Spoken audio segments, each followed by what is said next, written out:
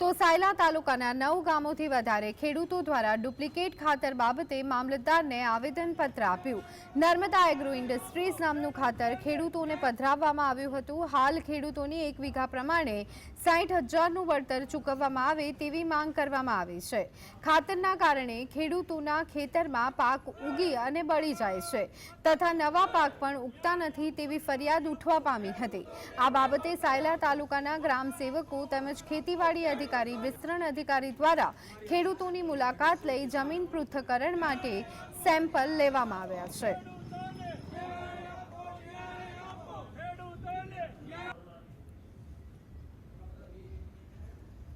અહીંયા આવ્યા છે અને ખેડૂતને એવી રજૂઆત છે કે અમે જે કંઈ ખાતરનો ઉપયોગ કર્યો છે એના કારણે આ વર્ષનો અમારો પાક નિષ્ફળ ગયો છે અને એ નિષ્ફળ સાથે સાથે એ જમીન પણ બંજર થઈ ગઈ છે।